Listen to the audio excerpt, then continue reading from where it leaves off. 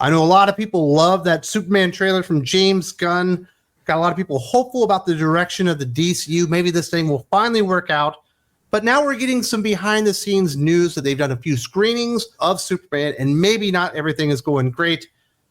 What do you think about this, Sparrow? I know that you were becoming more and more hopeful that this James Gunn Superman would be kind of good. This doesn't surprise me because, you know, as we all know, James Gunn seems to think that Tom King is a real writer. So, you know, it's always been a little bit suspect, and he's got Tom King in his writer's room. So, yeah, I mean, I'm not terribly surprised. I can't say specifically that the bad reviews are because of any input Tom King had. I'm just saying that if you like Tom King's stuff, you obviously have some serious errors in judgment. And Tom King is not somebody that I would want to be involved in a Superman project. So, yeah, it's not surprising to me. I've remained cynical, although I will freely admit that trailer did thaw me out a little bit. I liked seeing Crypto. We saw some elements of Superman we haven't really seen in live action stuff. And there's always that worry, of seeing Guardians of the Galaxy, which I like, but has a tone to it. The Suicide Squad, which I kind of like, but has a tone to it. And even seeing Super, I think his first superhero film that was like an indie book, which is really, really strange. And then watching Peacemaker, that James Gunn might just be the worst director possible for a character like Superman. I mean, worst director after Zack Snyder. Maybe. It felt like he took Superman pretty fucking seriously, Man of Steel, up until the part where he started murdering. Yeah, I mean, he got Jonathan Kent completely wrong, but that's not Superman. Yeah, I mean, that was the whole thing. Is it felt more like Snyder was building a Justice Lord Superman, like show us how this good man went bad, but like accelerate it. James Gunn, at least the Superman trailer, looked like Superman is a beacon of hope, and it looked like there are superheroes already, and they're, but the world's kind of like turning towards darkness, and then Superman comes along and is going to show him the way. It's like, okay, I don't like not starting with Superman, but if you're going to throw him into an established universe, that's probably the best way to go. I don't like the suit at all. The actor looks okay. He's not Cavill, but he looks all right. So those were my big concerns until I started hearing this. But then again, it's like people on the lot that they trust didn't like it, and I'm like, there's often a disconnect between people in the industry and audiences, or critics and the audiences. So I'll tell you something else that worried me is they had that Matt Ramos out there. They invited that jackass out to cover it, that Soups guy who, just has an overjoyous fake reaction to everything. And a lot of Kevin stuff is Smith? leaked. Yeah. And it, but they're like way over the top, like, oh my God, let's effing go. Like that kind of jackass. And a lot of stuff is leaked from behind the scenes that shows that he's like a real backstabbing, like, we're going to take over this industry. F that guy. He I guess he really screwed over his agent, spread a bunch of false rumors and things like that. It seems like that's out in the ether. So, it seems like the people that James Gunn is surrounding himself with are probably not the best. Yeah, he sounds like a wonderful guy. Let's talk about some of these rumors that are out there. According to Jeff Snyder on the Hot Mic podcast, the buzz is bad and worrying for Superman. I went to dinner with a source who knew multiple people who had seen Superman. The buzz is not good. It's not me trying to take the movie down. I'm hearing bad things. I'm hearing you should be worried about things. Now, a lot of time between now and July 11th, a lot of things could happen. Sounds like James Gunn is aware of some of the feedback. We don't know the nature of, why people are worried. So maybe people just feel like, oh, there's scene transitions that don't, really jibe well, or, this doesn't make sense. How did they get from here to there? So that's what the pickup shots are. I mean, we don't really know what the issues are. And, let's remember this. I don't know if these are the same executives that worked when, they're doing all the other DC movies, but, they let a lot of movies like The Flash come out. So I don't know if it's the same people. I don't know if them saying, didn't they say The Flash was the greatest superhero movie of all times? Well, they made James Gunn come out and say that, gun in his back, He's like, it's the greatest superhero movie of all time. Well, he must have liked it a little bit because he ended up hired Muschietti, the guy that made that film, to do this next Batman project, maybe. Oh, we'll get into that. Yeah, if it ever actually happens. I think people have been conditioned over the way that the MCU has gone ever since Endgame, is that there's always bad news coming out, really, of the MCU, and it always ends up being like twice as bad once it hits the big screen than even the rumors are that they could be. So I could see people getting pretty gun shy and worried because, if you're a DC fan, you've had nothing to rival the MCU ever, and you really want it to finally happen. I still think that James Gunn's track record is pretty good. Tonally, I think that's the big concern. It always has been, because obviously he has a very kind of juvenile, very trauma sense of humor. And that's not, that doesn't belong in Superman. But I think that he does heartfelt well. So, I'm still hopeful that the Superman movie will be good.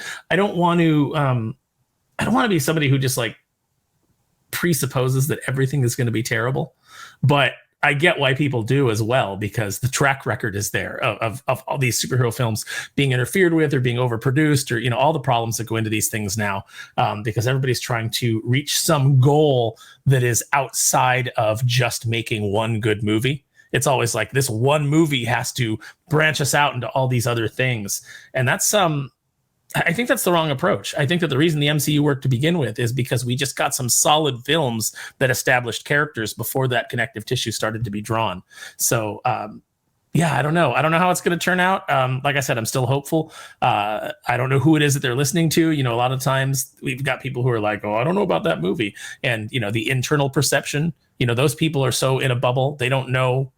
For all we know, the reason they don't like it is because they're like, well, you're not really saying enough about living in the age of Trump. It could be something like that. It's just, who knows what these people are bringing to the experience that's giving them this impression. You know what had me the most worried about Superman during the trailer? Fat John Kent. This must be like a joke machine or something. Maybe they're just like laying fat jokes on Jonathan Kent the entire time. Well, he got fat because he had a kid who could do everything for him. He could plow the field in like a minute and a half.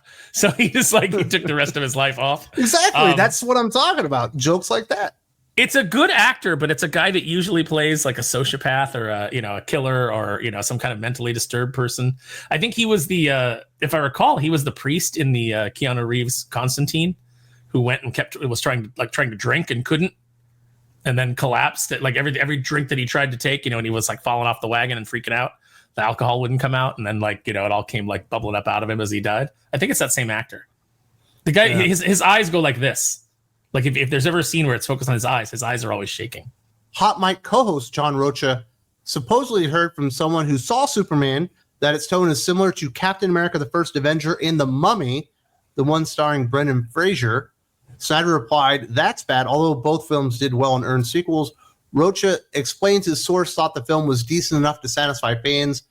They think most people will be satisfied with the movie and it should be received well enough to continue Gunn's DCU. He said, still Snyder is skeptical. As his source warned him, your Superman reports are spot on. There's plenty of reason to be nervous. I'm assuming the Mummy part is like the tone and the amount of humor in it. I think that's probably right. It is a weird mix because Captain America, the First Avenger, is a very earnest, kind of straightforward film. And, which I think you need for Superman. You need something that's earnest and something that's, filled with heart and kind of like that old school, American attitude of, can do and standing up for what's right. But then, when you say The Mummy, it's got to be like the jokes, like, you remember when the mummy screams at him and then he screams back, like that kind of stuff. Like it feels like we're going to get that kind of humor. And the drunk brother-in-law. Yeah. I don't know. That is a little bit concerning. You knew you were going to get jokes because it's James Gunn. He's going to put some stuff in there, but the question was how much. I mean, I hope it's not overdone. Just the thing of it should satisfy audiences. I mean, that feels reductive because it feels like you're saying, well, audiences are dumb. It'll be good enough for them. That's kind of what that sounds like. Maybe that's not what he meant, but that is kind of what he sounds like.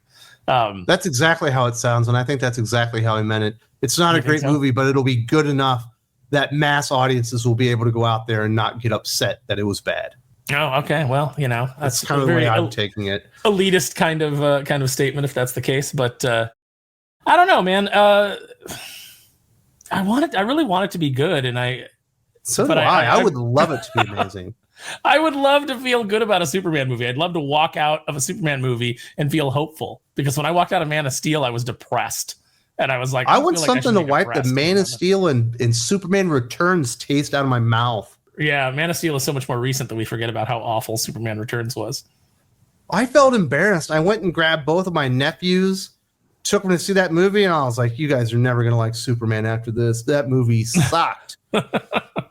And poor Brandon Routh, man. He's another guy that he's good. He's a decent actor and he's charming, good enough. He's like the Superman fucking pre-screening on the lot. Good enough to be accepted. Yeah. That's what Brandon Routh is. He's not great. He was great in Scott Pilgrim. Freaking Superman Returns had one cool moment when he had the bullet like hit him in the eye, like the 50 cal round. That was pretty cool. Every other moment of the movie sucked. Kevin Spacey was a good Lex Luthor. Like, in another movie that would have worked. I mean, not now, obviously. If he was trying to be in Waterworld, like, no, he was a terrible Lex Luthor. Well, he realized the movie was so bad, he just was like, fuck it. I'm going to go so far over the top, it's not even funny. I mean, yeah, that could have worked somewhere. Look, there's a lot of awful movies where the actor just goes, I know what kind of movie I'm in, and I'm just going to have fun with it. Yeah, Dennis Hopper in Waterworld is the best example. Yeah, or Jeremy Irons in the first Dungeons & Dragons movie that they tried to do. There was a bit of good news in all this. Rocha added, they said Nicholas Holt is to stand out, and the film is decent, but a large chunk of the film was unfinished with only a third of the film's VFX done. It has the least amount of humor of any Gunn film, but there's still humor throughout. Nicholas Holt as Lex Luthor sounds like he's a standout. I'm not surprised. He has a really good tendency, even in the smallest roles, of kind of stealing the show. I remember him being in that Mad Max Fury Road. He was kind of like the coolest character. Yeah, what a day! What a lovely day! Yeah, he was great. I like Nicholas Holt in pretty much anything. So I think he probably will steal the show. I mean, he's definitely the best Beast ever. Yeah, I mean, Kelsey Grammer was good, but he was just like so. He had the perfect voice, and everything else about it was bad. Mm-hmm. I must say it's good news that James Gunn is kind of cutting down on the amount of humor, because you don't want it to be overstuffed with just stupid little jokes and punchlines, the things that he's really interested in. But the fact that it's trying to be humorous throughout, all the way throughout, probably are some of the reasons that it's being perceived as maybe a hot mess by Warner Brothers. Yeah, I don't know that you can do the little. I don't know that those kind of jokes work in a Superman. At least not throughout. Joke. Yeah, awful. Like that would not would work in a Superman movie. But what was the really dumb one, Peter Quill? He's like, if I had a black light, you'd see all my spooge on the ceiling. Yeah, like this. Yeah, it's very like this look like a Jackson Pollock painting. Yeah, like there's too much of that. Like I've seen some of the stuff from Creature Commandos, and it's like, really, come on. And I didn't like some of the bits in Peacemaker. I just thought Peacemaker went too far a lot of the time. I think that's the point of the show, though. Yeah, but that's still, it just becomes grating after a while.